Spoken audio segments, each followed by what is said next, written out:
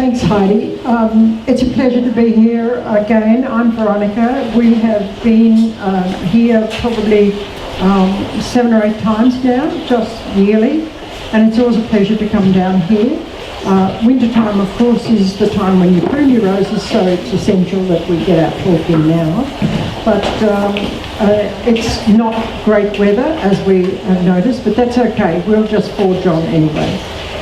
Welcome, and thank you very much for coming out for us, because as Heidi said, we're from the Victoria Rose Society, but Sandra is a vice president and I'm the president, and we're also volunteers at the State Rose Garden.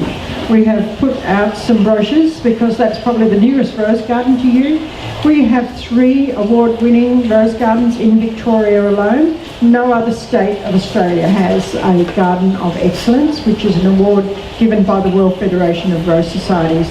So we're pretty proud of that. We have over 100 volunteers, and we all work there on Wednesdays and Saturdays. And if you want to come down and volunteer, you'll learn a lot, and it's a lot of fun. I'll just do all the commercials. The most important thing is your sharp tools. You must sharpen your tools. Sandra has brought along a little sample of metho, and a piece of trucks is good, or a piece of old cloth. You should clean your secateurs, not necessarily between each bush, but if you can see that it's got a problem, give it a good wipe with metho with your secateurs or your loppers. But before you start, make sure that they're very, very sharp. Don't be scared of your pruning. It's not rocket science, really. There are a few basic rules to follow, of course, and there are a few little tips that we're going to give you in a practical demonstration so that you can learn something. But feel free to come up and ask us some questions. Now, if I just find my little piece of paper. These are the 5 Ds of pruning. You take out the dead, the dying, the diseased, the damaged, and the diddly bits.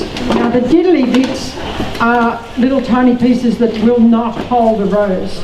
There's no point in keeping them. They're too small to hold the weight of the rose, particularly those big David Austins and whatever.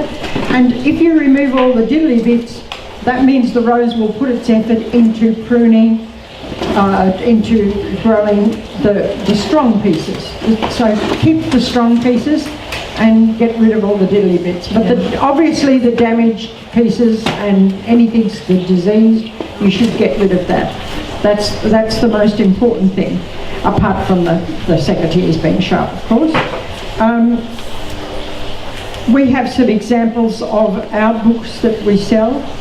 But I have to say, Van Loon's has a great selection of things to help you out. Sandra will show you more later on, but there's anything that you could wish for in regard to pruning, looking after all of the examples are here or in the shop. They have a great range of any sort of rose food that you want, and it's really up to you what sort you give it. If you're organic and you don't want to use chemicals, that's fine. There's plenty of things out there that you can use. We have some examples of our news magazine too, which have lots of lovely tips and whatever, so feel free to have a look at those later. Why do you prune? Well, you prune to get rid of the old stems to make room for new stems. If you don't get rid of those old stems, there's nowhere for the new growth to come. New growth is what you'll have the best shoots on, the best roses on. These are not very old roses, but you might have some roses at home that are 20 years old or even 30 or 40 years old. And the whole idea is to prune at the base and get rid of any of the barky pieces. The barky pieces are the brown pieces, and if you get rid of those, new growth will come. You can give them a dose of Epsom salts, but that might be an old wives' tale, I don't know. But we do recommend it because Epsom salts, I was told in Portland last week, is really good for cows. So if it's good for cows, it's good for roses. But you know, in magazines like Trelaw's catalogue, they have a page on diseases. Most of the diseases are pretty easy to spot. Everybody knows what black spot looks like.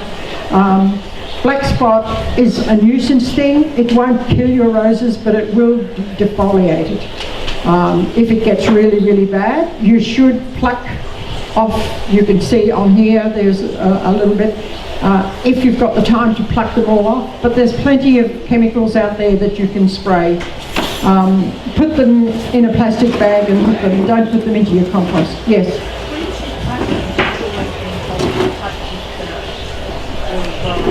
Yes, but sometimes that's not possible.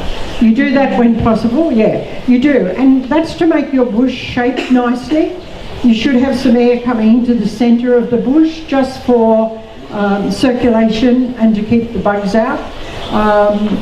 But sometimes that's not possible. You know, it's just physically not. If there's nothing there, like if some of your bushes are pretty old, and they just might not have anything growing in that direction. So you have to cut in the direction that you want it to go. Cut it at a slant. Some people think that's an old-fashioned idea, but basically it is to keep the water, so that the water runs off, so that there is no dieback and other bugs that will get into the stem. That's the whole idea of that. But you cut it in the direction you want it to go. Particularly, we have a little flyer here on climbers, but if you look out the front on the fence, you'll see a perfect example of beautifully cut, trimmed climbers out there. The whole idea is to espalier them right against the fence or the wall, whatever it is, and you cut off anything that's coming in a direction that you don't want it to grow. So it's coming out over your pathway, you cut it back, but you cut it back so that it's going to grow toward the fence. So that's basically the idea. If you have any questions, please put your hand up and we'll try and answer them. Now we are volunteers. We don't claim to be experts because every rose is different. You have to get to know your roses. If you don't know what they are, just go gently with them. If you've moved into a new house or even an old house, you don't know the names of the roses, just prune them moderately or even very lightly. New roses should be basically just dead-headed. You should not prune new roses probably until maybe the 3rd year. You can give them a decent prune. But just remember that the whole idea is to get rid of dead and dying and diseased and broken pieces and the little pieces that are of no use to you. Okay? Any questions so far? You've all got roses, obviously. Old ones? Yeah? Heritage? No? Not too many heritage? Oh, that's interesting. Yeah, you've got heritage? Okay, well we've got a little flyer here on the heritage roses that we have down at the Rose Garden. And if you want to check out and see how roses are growing, it's all very well to come into a nursery and say, oh, I like the colour of that. But you've got to do your homework. You've got to look at the size of it, whether it's going to be big, whether it's going to be tall, is the spot big enough to handle it? Like Blue Moon is a very tall rose. Dame Elizabeth Murdoch is also quite a strong, big rose. So you need the space. You've got to remember that. So you educate yourself. You do your homework before you go into the nursery. You don't get swayed by the newest varieties. Just remember that the newest ones have only been out maybe 12 months, so you really don't know how they're going to grow. Read the label, make sure you do your homework, and don't be intimidated by the rose. They can't fight back. Well, they can actually, because they do prick you a little bit, but you know, I've never heard of anybody killing a rose unless it wanted to die. So I'm going to hand over to Sandra and she'll explain where she's at. Okay, as Veronica mentioned, I've already dunked my secateurs in the methylated spirit, so these little jars are excellent because you can just dunk. I tend to sharpen them pretty much every 5 or 6 bushes, and then you get a nice clean cut. I don't know whether you've noticed, but I've been taking a lot of the leaves from the bottom of the container because they've got the black spot on them. So if you just keep those aside and not put them into the compost, but put them into a bag into the rubbish bin. and I have already taken some out. Even though these are newer roses, some of these need to come back because it's not going to do much at all. This one here doesn't really have any buds on them, so I'm just going to take that one off because there's not much on the top there.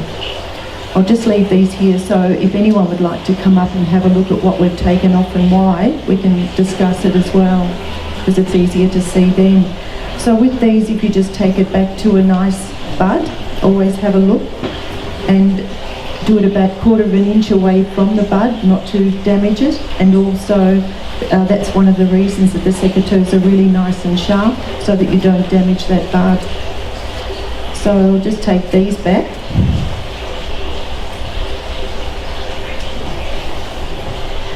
And quite often on the side you've got blind shoots, which I can show you if none of you, or if any of you aren't familiar with them, and they won't ever come to anything, so you can just cut those off as well at the time. But I'll put all of these in the front here so we can just have a look at those once we're done. I don't think I can do much more to that one. Now this one here is all being cut off it's rather jagged, but anyway, we're going to take this one back. So once again, if we just take all of the leaves away.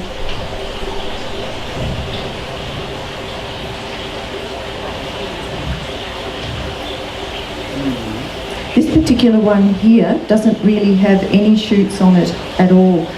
There's a blind shoot there, so we may just take that out because we've already got 3 other canes starting through here.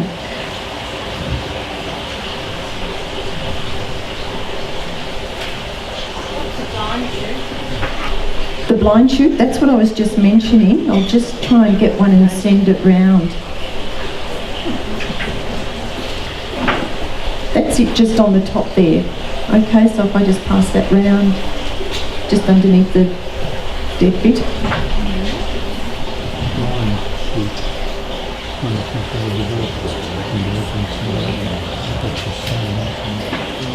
As Veronica was saying, these are quite young, so we don't do a great deal with them. You never really overdo the movement with your secateurs because you can damage your wrist, and it's always worthwhile going up to your loppers once the canes get a little bit thicker. So it's not worthwhile doing much more than a pencil thickness for the majority of them. And then also it's good to get, once they're a lot larger, get your saw out, something like that. I also use an electric saw for the larger ones again, and especially down at the butts. When some of the canes are really quite thick, you can get into that and it's a really lovely clean cut. Yeah, so that's a good, I think everyone's probably got a saw at home. Not the chainsaw. No, not the chainsaw. But you really have to make it as easy as possible for yourself, because if you've got quite a few roses, you don't want to overdo the cutting for your wrists and shoulders, etc. So that's why it's always worthwhile having really good tools. I've got quite a basket full that I've taken from the shop to show you as well once I'm finished here. So on here there's a couple that really don't have anything happening, which I'm going to take off and send around. That's just really taking a lot of goodness out of the plant, and it's not going to give anything back. Thank you.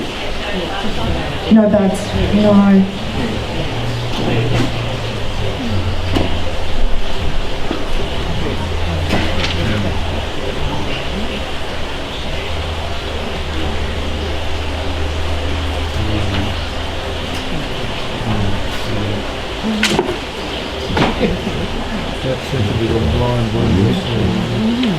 This is a perfect, really blind shoot, quite a large one, or those two, so that'll be good.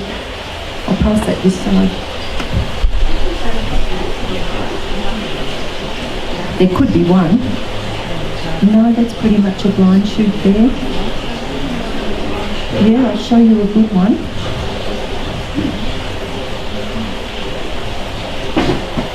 I'm really going. No, I'll get you one. I'll bring one over.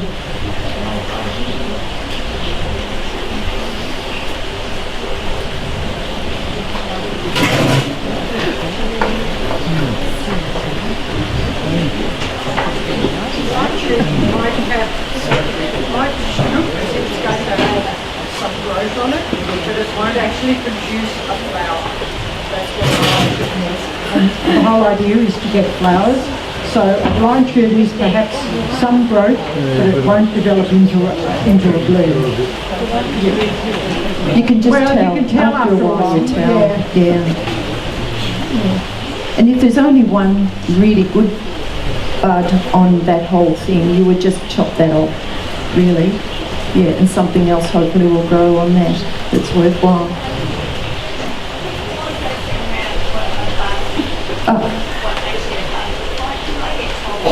That's all right, yeah. If I can't find one, which I haven't up to date, there's some on here. I'll just bring it over. That's a lovely bud there. That top one. And just through there. I think you could say they're plump, Yeah, come. for want of a better terminology. There it is.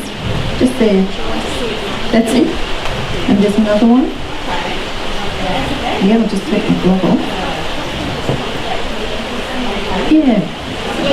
That's all right. See, usually they're underneath the leaf. So that's it there. And that's another one there. And there's some more there. And just here. Anyone else? Yeah? There's a little blind. Sorry, that's a nice, lovely new bud. There. Glasses on. That's how I can see. There we go. So there's a nice juicy bud there. They're all nice. Usually they're under leaves, so I'll show you some after when you come up and have a look, that they've all got under leaves usually. Yeah. Oh, you've got the blind shoots. Anyone else? There we go. That's it there. That's a nice bud there and to there. So you always just cut about that far apart. There's a bud there. Thank you. Lovely. Oh, good. I've just been sending them round. Yeah. So there's the blind shoots. Yeah. You saw that one? Okay. There's a couple of blind shoots coming around that are quite big. The bud, there it is, just there and there. Yeah. You cut down just above it so you don't damage it. Yeah. Of course you can. That's it there. That's a nice bud there and there. These are blind shoots there. That's going. Yeah. The blind shoot, the bud, see that little thing there, that's it, yeah. Have a good look at your roses before you start pruning. I actually look at them for 2 or 3 weeks and say, oh yeah, well I might take that piece out and I might take that piece out. And don't prune too early. Don't prune too early because your roses talk to you and you'll be able to recognise what's a good shoot and what's not if you leave it until maybe July. I have started pruning one of mine because I don't know why, it's just ready to be pruned now, but it's got no leaves on it and I can see where it wants to be pruned. Yes sir, down the back you want it pruned. Oh, I was just saying that the roses have been tricked this year, I think, because like we're only on a new property now, and our last house has down beautiful roses every year. But this we've bought new roses which we've got up here near Lilydale, and they're all flowering crazily. You know, they don't know. It has been a crazy year. Everybody's saying that. I've just come back from a rose trip to China, and over there everything went early. We were a little bit late for the best blooms because they were like 2 weeks ahead of us. And down at the garden, I mean, we still have roses down at the garden. You can still come down there and see them, but of course the rain damages them. But yes, we did have a very warm autumn. I mean, it was cold enough for me yesterday, but we always pray for a few frosts and a few cold days now, so that the roses drop their leaves. We're struggling to get through all the leaf growth. That's what makes it so hard to see what's a good shoot and what's not. That's why it's better to leave it maybe until July. I think a lot of people prune because their garden looks untidy. Well, just ignore that. Go to the movies or something. You know, just ignore it. Don't prune too early, because one, you run the damage of maybe frost after you prune, which means you've got to do it all again and get all the frost-bitten bits off. So, but it's easier for you if you leave it until a little way into June, if not a long way into June. I do it, well, because Sandra and I do pruning demonstrations, our own roses maybe get a little bit ignored, but I don't generally prune mine. I live in Werribee. I don't prune mine until at least July, because I'd rather them talk to me instead of me talking to them. Over to you, Sandra. Okay, I've already started. I got impatient. Okay, I've just taken a lot of the centre out here because they were all quite odd. Oh, that was the top. But some of these are just really too small, that once the bush starts to leaf up, they'll just be in the shadow and they won't do anything. So it's worthwhile taking those out, and they're all coming in and going to cross over and get damaged. So it's better when you're pruning as well, if they do have leaves. These have already gone, but if just cut them off like so. You don't pull them off, because you can damage the bud underneath it. So it's always just worthwhile cutting those off and putting those into a plastic bag into the rubbish bin. Yeah. This one's quite an, oops, there's the rain. Quite an easy one. There's not a great deal to cut off, but this here just had a bit of dye back in it, which I've cut off to show you. I think that was about it there. That just had a little bit of dye back there, so we've taken that off to get rid of that, and it just had a diddly bit that we got rid of. Yeah. And always just check all the canes that they haven't been attacked by rabbits or disease at all. It's worthwhile really checking those, because some of those are worthwhile taking out and then having a look to see what new ones have come through. And it's always good to stand back first of all to have a look and see what needs to be done, instead of ploughing into it and then regretting it. Yeah. Do you have possums down this way? Yes. Yeah? Okay. Yeah. We've got this. This is in the shop. Yep. Now that's going to deter him from running along the top of your fence. Or sitting down. Or certainly from sitting down, yes, yes. Now the other thing there, the electronic thing that's in the box, and the possums. There are quite a few things. There's sprays and all sorts of things for possums, and they say mothballs are good, but this is one of the latest things. It's called Animal Away, and it's like an electronic little signal that just frightens them off. But this is a very practical way of keeping them off your bushes. They do tend to love them, but down at the Rose Garden, even though we have possums down there, our biggest threat is rabbits. We planted a new archway of gold bunny, and believe me, the bunnies thought it was really terrific. We had to actually put up a cage around it to stop the rabbits from eating gold bunny. They seem to, well, they like new shoots, but they like the bark off the new roses. So last year they did a lot of damage down there. We're of course under the control of Parks Victoria because we're on their land, so we have to wait for them to do a bit of a cull or put out some poison or whatever they decide to. But these are both available in the shop here, so this is worthwhile a try, instead of getting out there with a shotgun, which I know you're not allowed to do.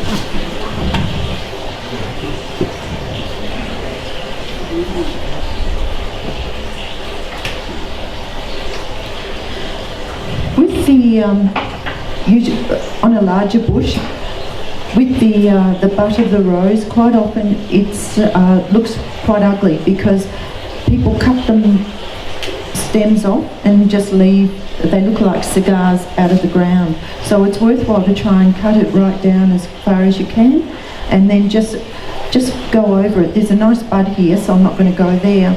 Always just check the base, but just give it a bit of a tidy up with the wire brush. And then that just gets rid of a lot of the older cambium layer, and sometimes some insects and bugs can sit underneath that and just wait. So it's worthwhile getting rid of it with that. So always just be very careful around the base here, just in case you've got some lovely new canes ready to jump out.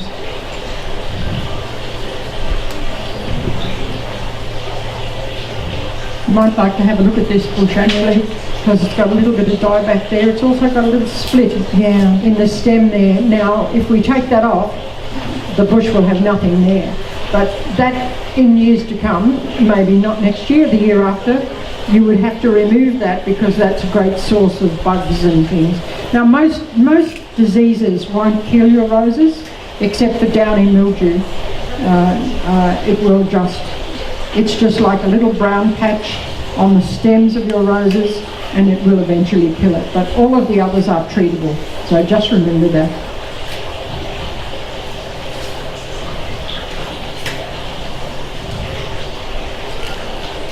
I've actually taken that one off. It's got a bit of rot in there, but also there are 2 pieces coming out of there and 3 really aren't required. So I've just taken that off to cut that down and give this so it can grow better. But that, you can have a look at that. That could even be a bit of bunny damage or something, but we'll see how it goes.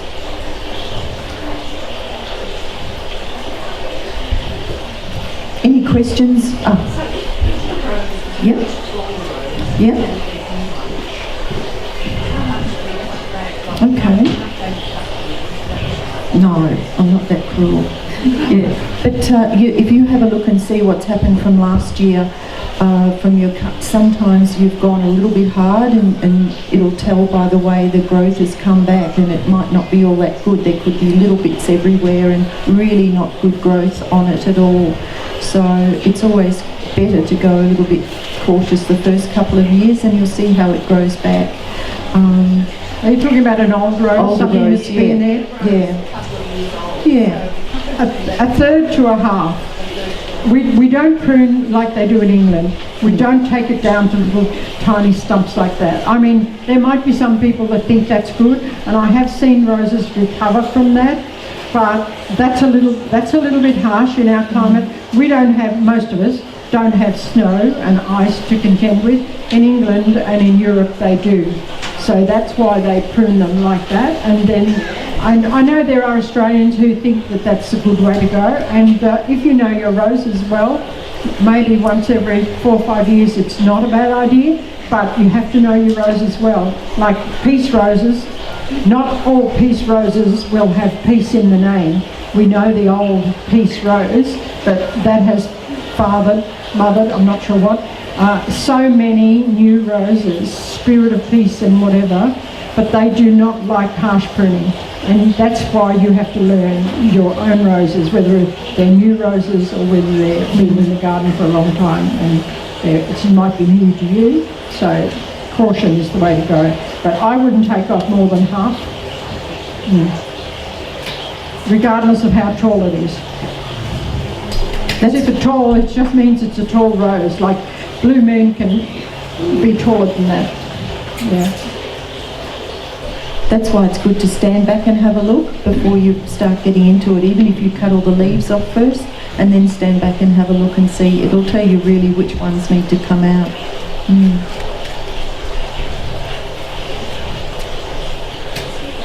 Yeah.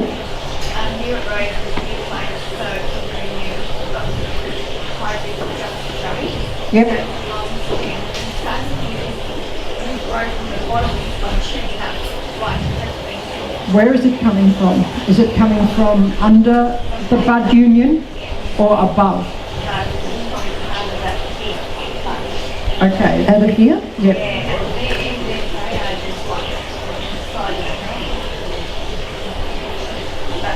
They're exactly what you need to clean off with the brush and maybe a chisel. If it's all brown and crusty and whatever, clear as much of that off as you can.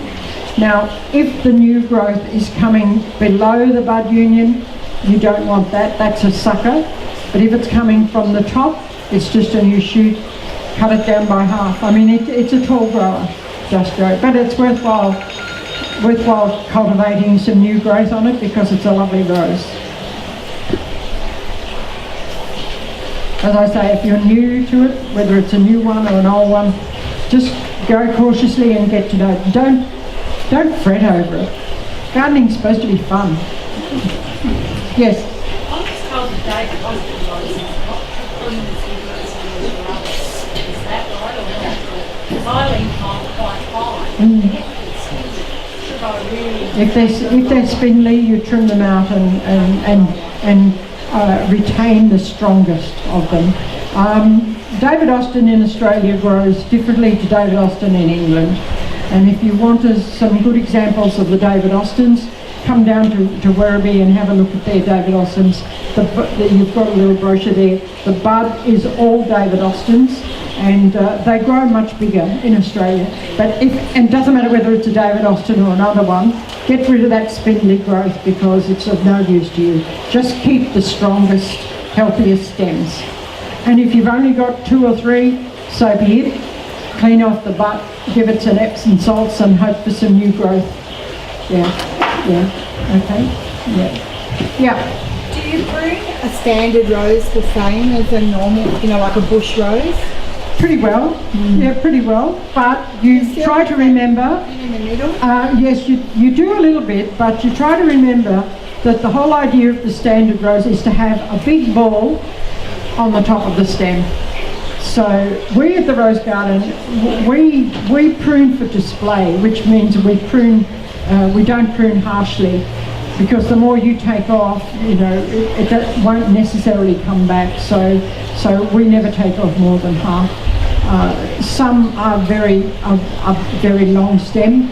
We have 5 avenues of standard roses down there, and my standard roses at home in full flight, the middle of summer, will be this round. But always keep the roundness in mind. Just keep the roundness in mind, so that's what you're aiming for. You're aiming for a great big, almost like a bouquet.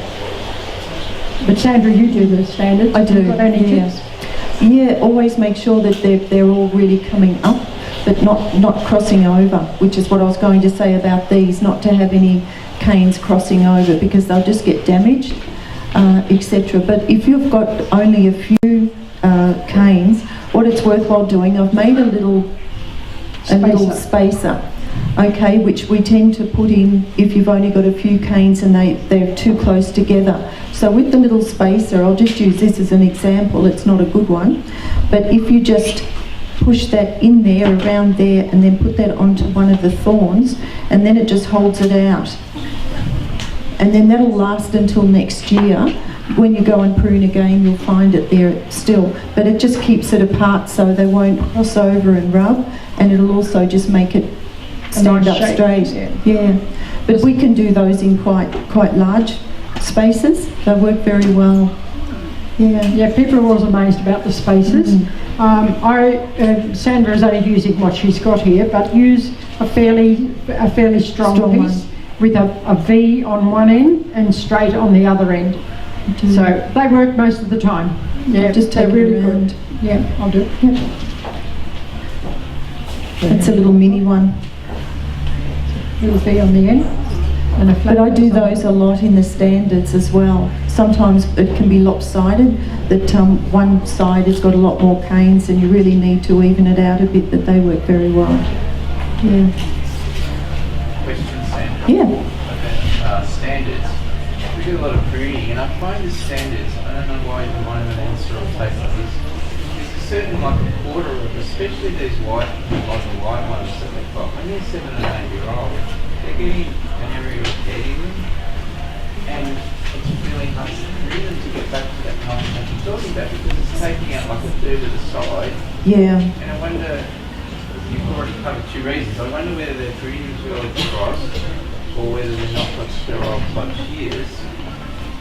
Any other ideas? Because you can't really do much to get that shape back. No. And they're only 7 or 8 year old. Are they icebergs? Yeah.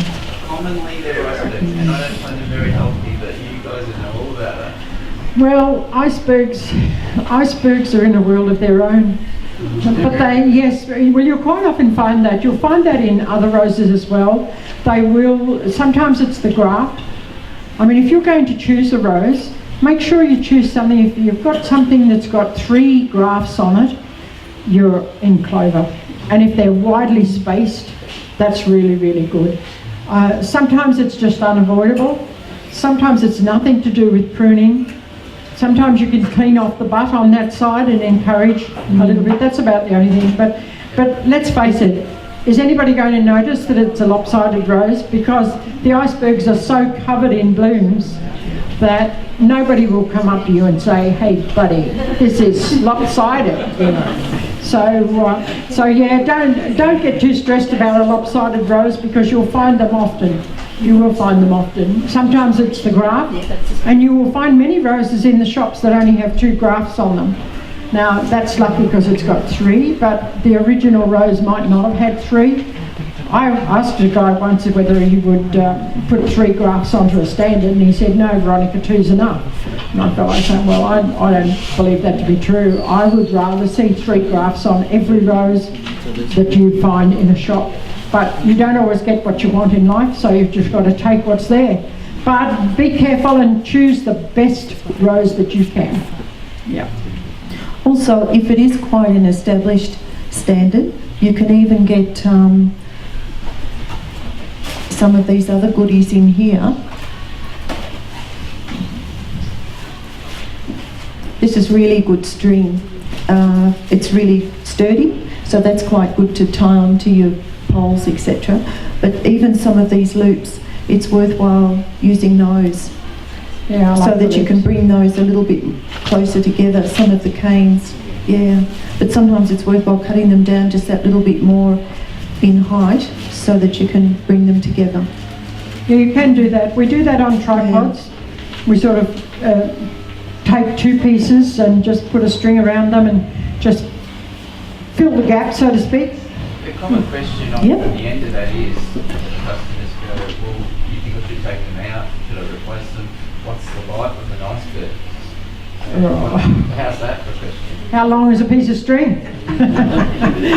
Well, I really wouldn't put a lifespan on any rose, because I do think it all depends on where you've got them, whether it's a windy place, whether, you know, I mean, in that case, they might have had a piece broken off.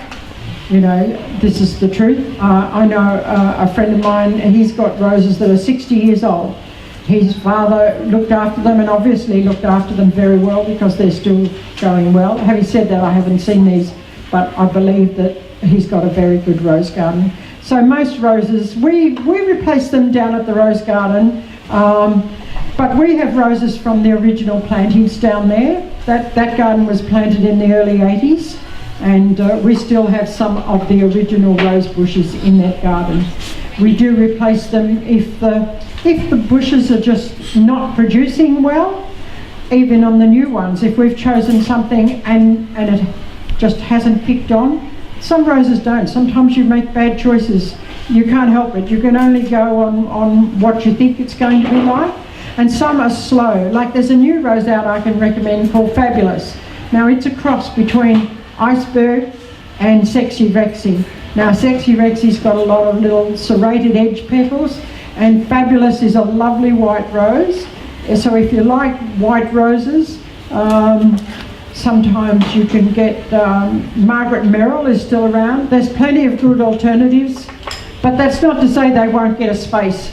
Yeah, don't be too stressed about the space, because once that bush is covered in roses, you know, that's the way it goes. I have to say, my sister-in-law lives in Chinchilla in Queensland, where they do get a pretty heavy winter there.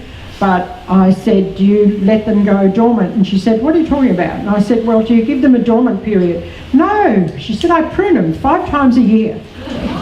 So that's what she does, because she's an impatient person. They look untidy, so she just goes out there and prunes them. But that's how resilient an iceberg is. So if you want a rose that's not going to turn up its toes, the iceberg is for you, but I can recommend those 2 other white ones. Yeah. Good luck with all of that, coping with the pensioners who want to prune too early. Now this is a beauty. This is a beauty, yeah. This one here, well, that's come off now. There's a lot of dye back here, and you can actually see it all through here. I tried to use the loppers, but it just broke off, and it's doing the same with the secateurs. But this has only really got two canes that I'll keep, because as you can see, this one's died. Okay, that's not really done much at all. So they're out of here. The perfect example of a lopsided rose. Yeah. Unless you clean off the bud, get rid of all the old crusty bits, it's pretty hard to redeem a rose that's only got one stem on it. Now, just doing that, you can see that there's some life just here, so we'll just having a look at it quickly. There are no new buds there that I can see. So if we just give that, just clean that off a little bit, and hopefully something new will come of that. But it has made this quite lopsided, but it's not going to do it any good, just leaving that there.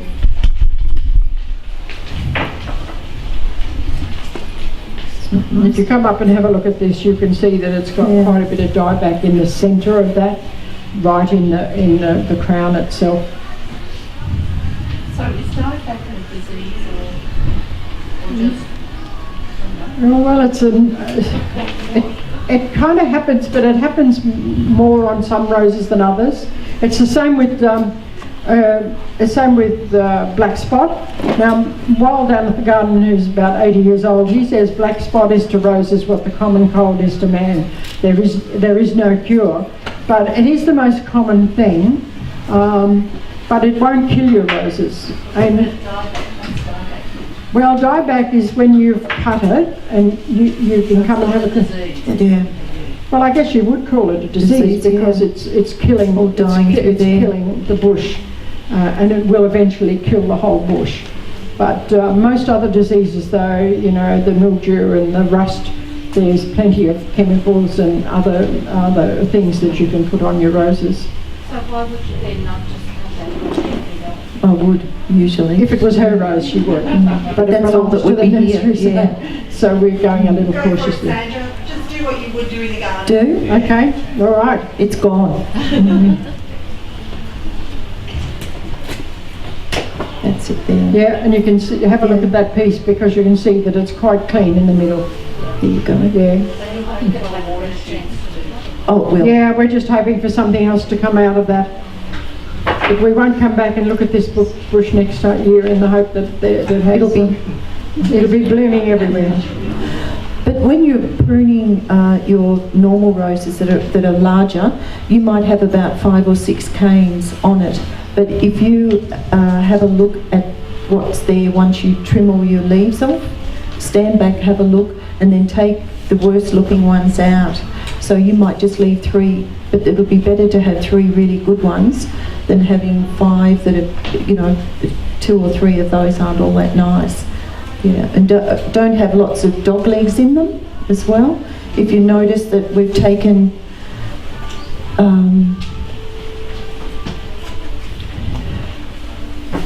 something like that, you just have at least mainly 1, but if not 2, but you don't have something that's coming over and lots of dog legs in it. Take it back to a nice bud.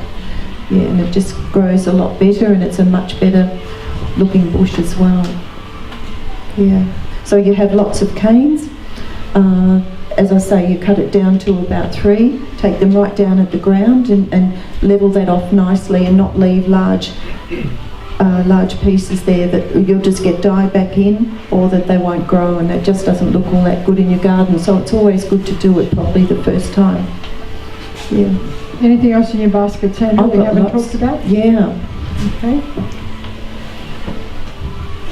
Now I think we've talked about secateurs, having them really sharp, etc. I tend to use just a stone, but there's also some really good sharpeners. Here it is. The diamond sharpener, that's a really good one, very easy to use, and they're in the shop here.